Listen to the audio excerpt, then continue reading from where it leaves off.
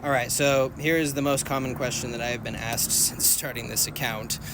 How did I learn Swahili? So I'm going to make two videos. First, I want to explain to you how I learned it, which I explained in another video, but it was in Swahili, so I guess if you don't speak Swahili, you're not going to understand that. So we will do it in English, and then I'll make another video talking about just tips that I have for learning it. So first off, I served as a missionary for the Church of Jesus Christ of Latter-day Saints for 2 years, from July of 2021 to July of 2023. And as members of the church, those of us who choose to serve missions, it's for 2 years or 18 months, and the church essentially gives us the assignment. We don't really have a choice as to where we will go or what language we will speak.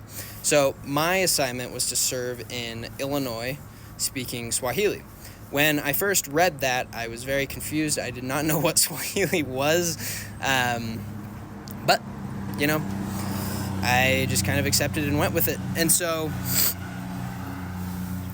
I started in July of that year. I had been using Duolingo for a few months, which I don't recommend, honestly. It didn't help me learn anything, besides mimini, marakani, and some other random words. But, so I started my mission, and I had 6 weeks of online Swahili training for 3 to 6 hours a day from Swahili, from Kenyan teachers. And, frankly, it was just the very, very basics, nothing crazy. You can only learn so much of a language in 6 weeks, and so I kind of learned, the basics and also some study habits and whatnot. So once I arrived in Illinois, I ended up spending most of my time in a city called Rockford, Illinois, where there are tons of Swahili-speaking refugees. So they don't, it's a very wide spectrum of who speaks English and who doesn't. Those who have just recently arrived usually don't know any English. There's some who've been here for years. Here as in there. I mean, I guess here in America, I feel like it applies to most parts of America, but some people had been here for years and knew English, and some people had been here for years and still hardly knew any English. And so we had a lot of stuff that we did to serve. We were translating for job interviews. We were helping people go to the store, go to the doctor. We were helping them read their mail and pay their bills. We were helping translate for their caseworkers. Just a lot of stuff that required me to learn the language really well. So we also preached the gospel and taught people about the church and invited people to come to church who wanted to. And so it was a very unique experience getting to do that. And while I was there, we would study Swahili for about an hour every day, and then oftentimes with the other missionaries I was with, we would speak it pretty consistently. And that was actually probably one of the biggest times where my Swahili grew the most, was when every day for several months from about 4 p.m. to 7 p.m., we would only speak Swahili to each other.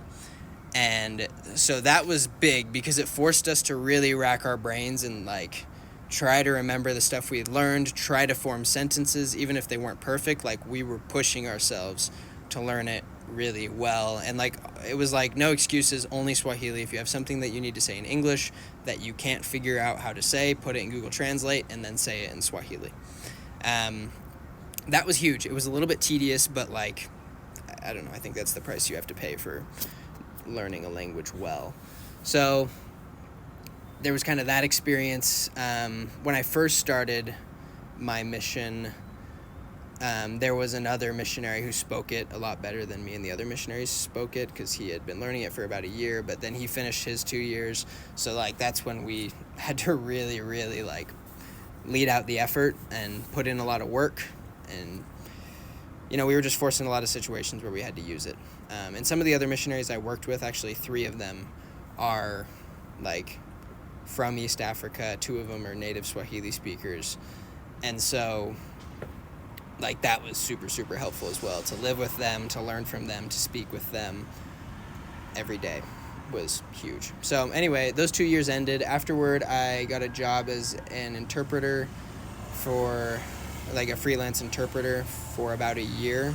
So I was like going to hospitals and schools. It was only like once or twice a week that I would actually have the opportunity to do it, because as you know, in the States, Swahili is not exactly a common language.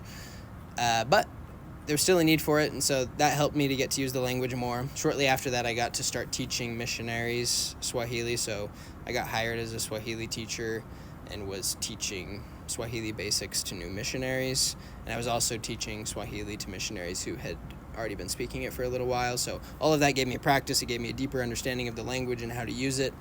And so that was big. But one of the biggest things, honestly, such a miracle, I really believe it was the hand of God that made this. Sorry if you can't see, I'm getting attacked by wasps and bees or something. But I believe this was the hand of God completely, because like I just did not know about this program at all. And right before the deadline, I had a friend who told me about this critical language scholarship program through the Department of State. And basically what it is they, those who are awarded the scholarship get to go to another country and study a language for 2 months. And so I applied to the Swahili one, and I got in. And so last summer, I went to Tanzania for 2 months, studied at a university in Arusha, learned from some really, really great Swahili teachers who just had really good professional training and just spoke really good Swahili. And I also lived with a host family there, which was awesome. It was so cool to be immersed in the language and the culture for the first time, because I had been learning the language for 3 years, and honestly, like, I had gotten pretty good at it at that point, but like, being there definitely took it to another level. It gave me so much more cultural awareness and deeper understanding of the language. So, and then until now, I've continued to teach Swahili. I serve in the church in a Swahili congregation. Every now and then there's some refugee friends of mine who are pretty new to the States who I've been able to help,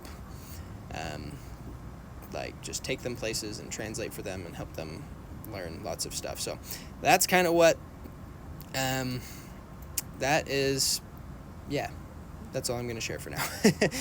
A lot of that. And so I get to use the language almost every single day, which is such a blessing. And so, yeah, if you're thinking about learning Swahili, I would say do it. So worth it.